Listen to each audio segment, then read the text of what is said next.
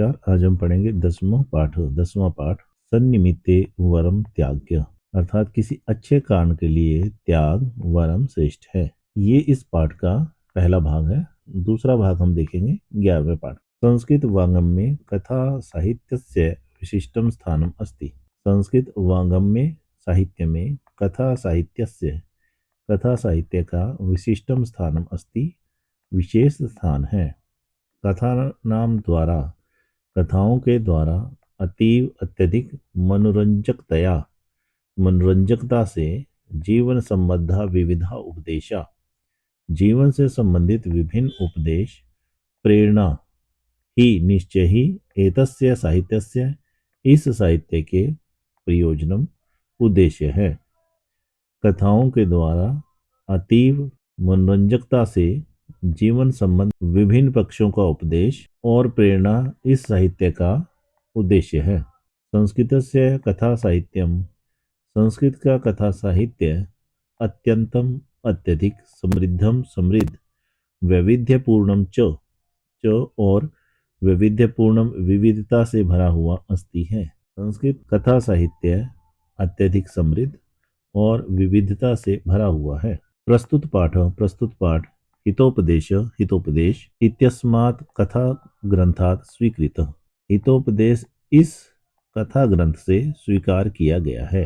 राज्ञः शूद्रकस्य, राजा शूद्रक के सेवा में नियुक्त कस्यचित् किसी वीरवर नामकस्य कर्तव्यनिष्ठस्य राजपुत्रस्य वैशिष्ट्यस्य वर्णनम कथायाम अत्र वर्तते।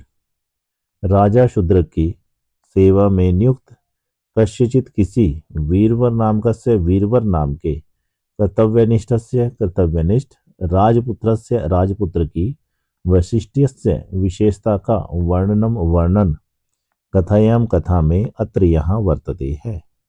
राजा शूद्रक की सेवा में नियुक्त किसी कर्तव्यनिष्ठ राजपुत्र की विशेषता का वर्णन यहाँ कथा में है।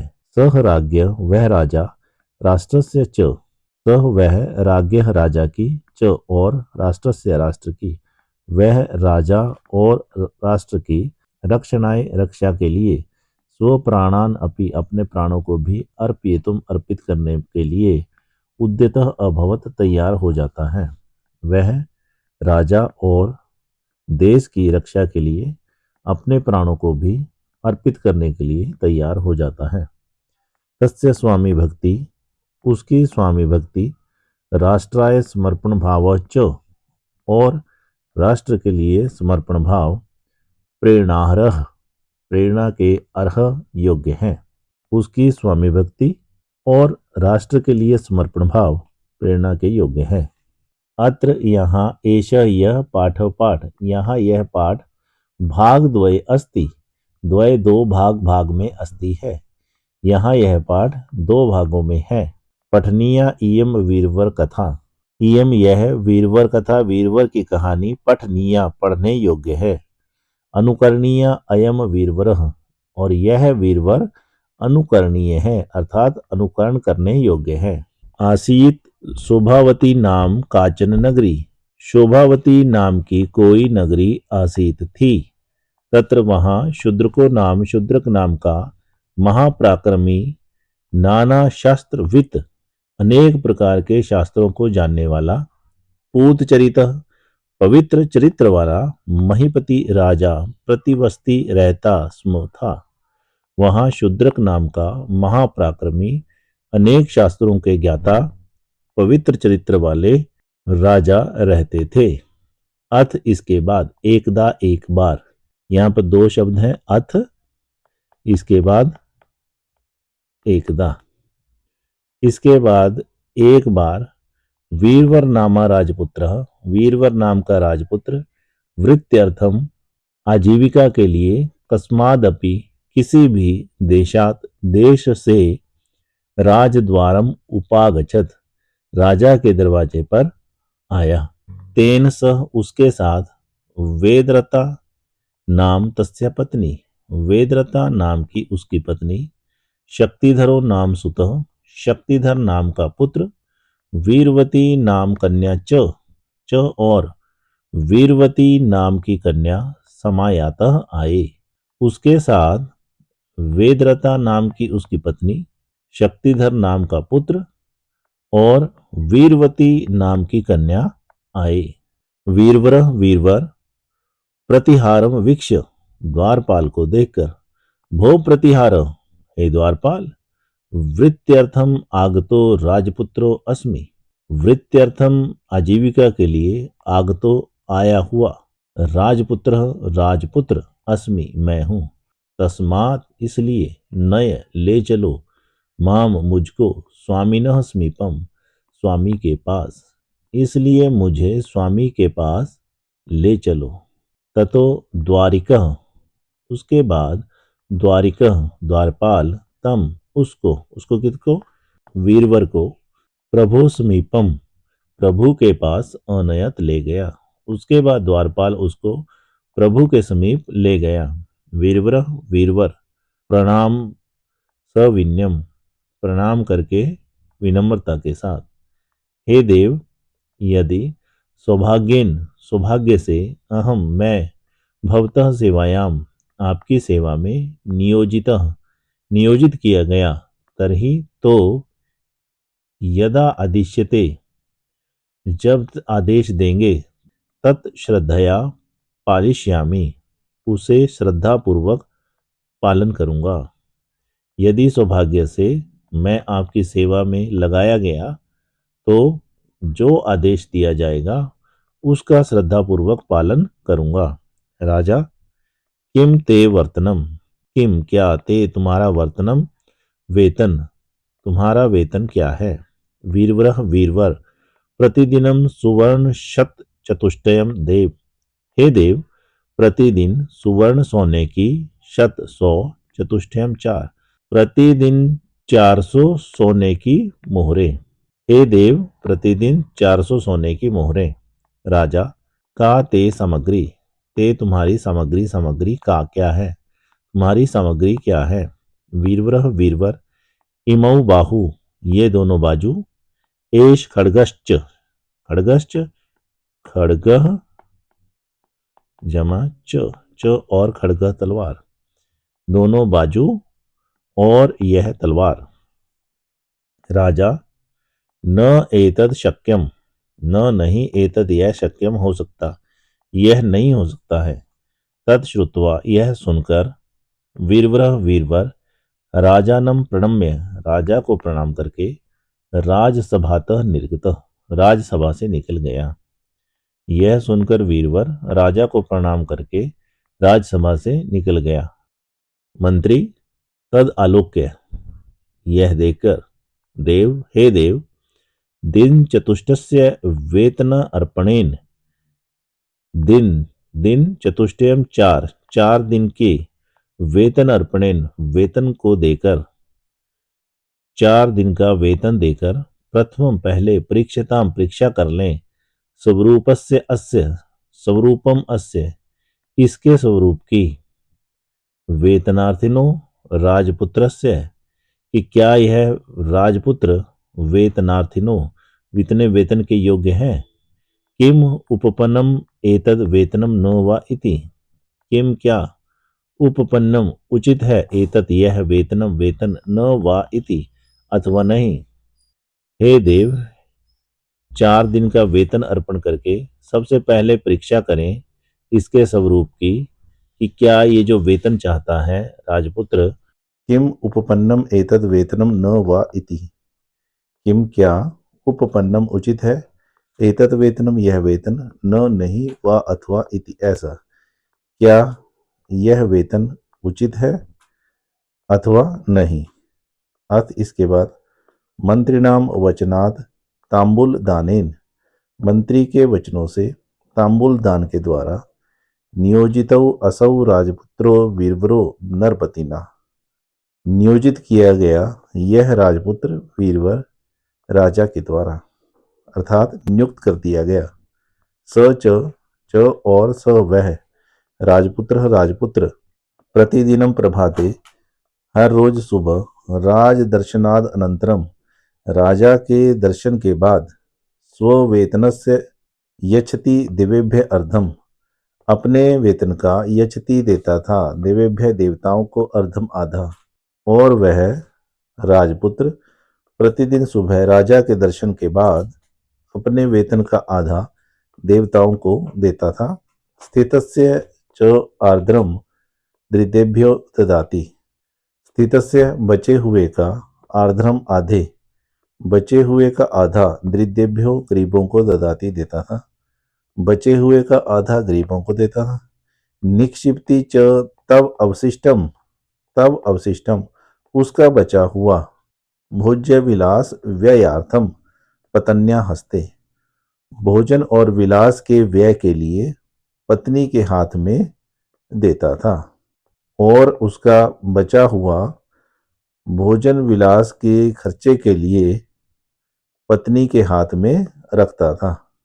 ततो इसके बाद धृत आयुध स राजद्वारम अहर्निशम सेवते। इसके बाद शस्त्र धारण करके सह वह राजद्वार की अहर्निशम दिन रात सेवते सेवा करने लगा। यदा राजा स्वयं आदिशति, जब राजा स्वयं आदेश देता था, तदा याति स्वगृहम, तब याति जाता था, स्व अपने गृहम घर, तब अपने घर याति जाता था। जब राजा स्वयं आदेश देते थे तब अपने घर जाता था। अथ इसके बाद एकदा एक बार कृष्ण चतुर्दश्याम अर्धरात्रि, कृष्ण चतुर्दशी की आधी रात को सह राजा उस राजा ने श्रुतवान सुना करुण रोदन ध्वनिम कंचन किसी करुण रोने की ध्वनि को सुना। इसके बाद एक बार कृष्ण चतुर्दशी की आधी रात को उस राजा ने करुण रोने की ध्वनि को किसी की, राजा को अत्र द्वारी तिष्ठति, को कौन अत्र यहाँ द्वारी द्वार पर तिष्ठति खड़ा है, यहाँ द्वार पर कौन खड़ा है। वीरवर वीरवर, सेवको वीरवरो अत्र द्वारी वर्तते देव, हे देव सेवक वीरवर अत्र यहाँ द्वारी द्वार पर वर्तते है, हे देव सेवक वीरवर यहाँ द्वार पर है। राजा क्रंदनम अनुसर राजपुत्र, हे राजपुत्र रोने का अनुसरण करो, पीछा करो। वीरवर यथा आदिशति देव, हे देव जैसा आदेश।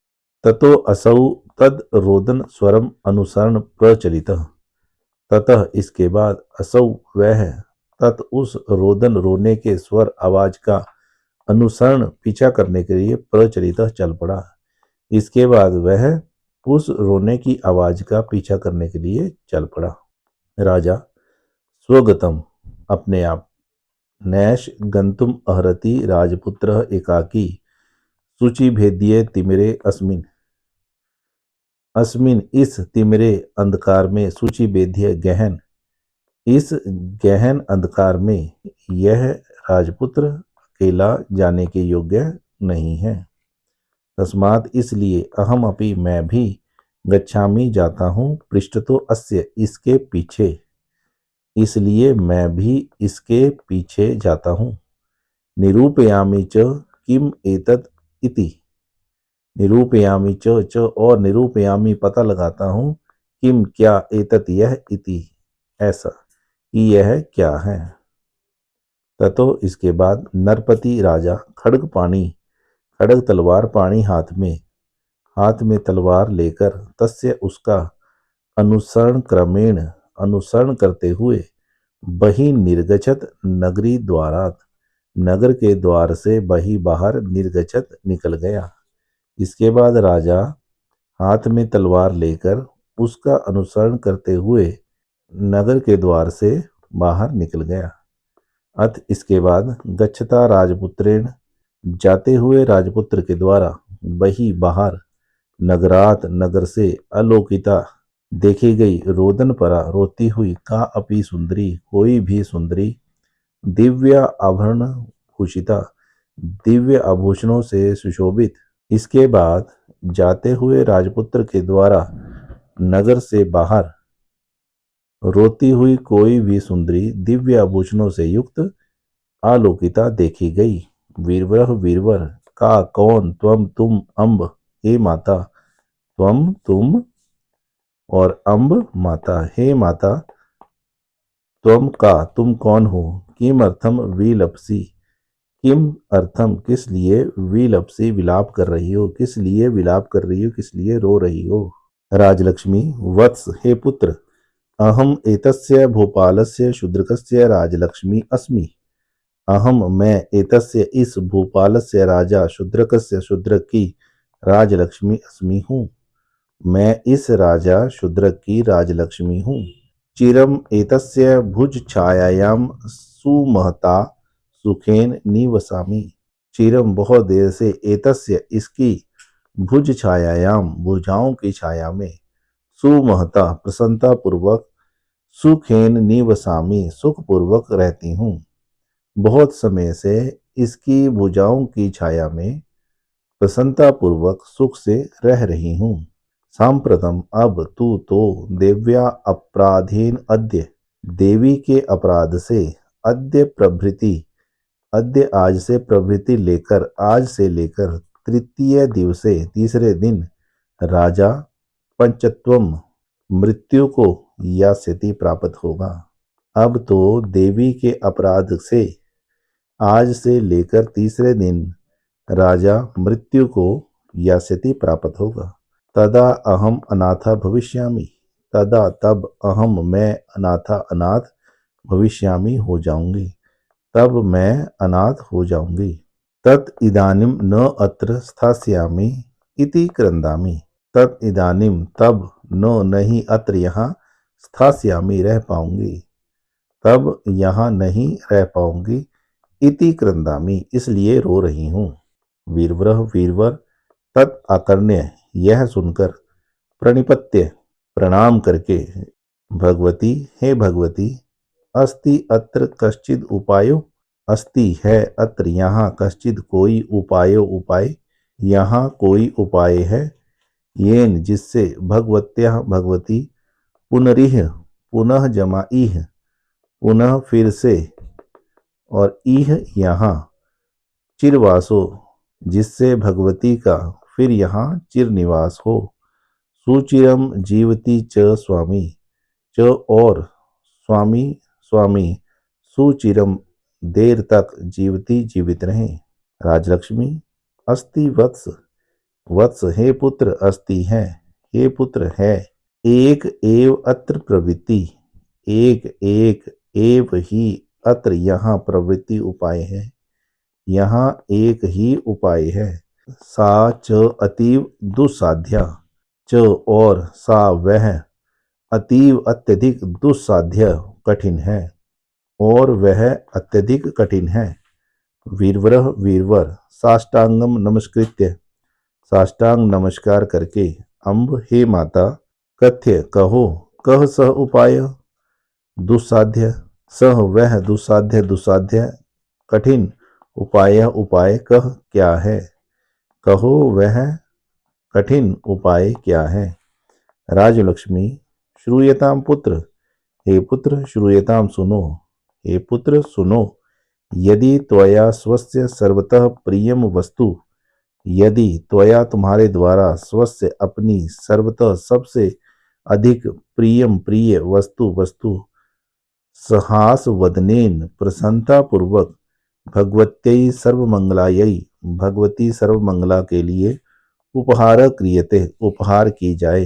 यदि तुम्हारे द्वारा तुम्हारी सबसे प्रिय वस्तु प्रसन्नता पूर्वक भगवती सर्वमंगला के लिए उपहार की जाए, तदा तब, पुनर्जीविष्यति राजा शूद्र को, राजा शूद्रक पुनः फिर से जीविष्यति जीवित हो जाएंगे, तब राजा शूद्रक फिर से जी उठेंगे। अहम च सुखेन निवत्स्यामि, च और अहम मैं, सुखेन सुखपूर्वक, निवत्स्यामि निवास करूंगी, और मैं सुखपूर्वक निवास करूंगी। ततः इसके बाद, सा वह कौन, राजलक्ष्मी, तत्क्षणाद एव उस क्षण ही, गता अदृश्यताम अदृश्यता को चली गई, अर्थात अदृश्य हो गई। इसके बाद वह उसी क्षण अदृश्य हो गई, तत्सम्मुखात उसके सामने से।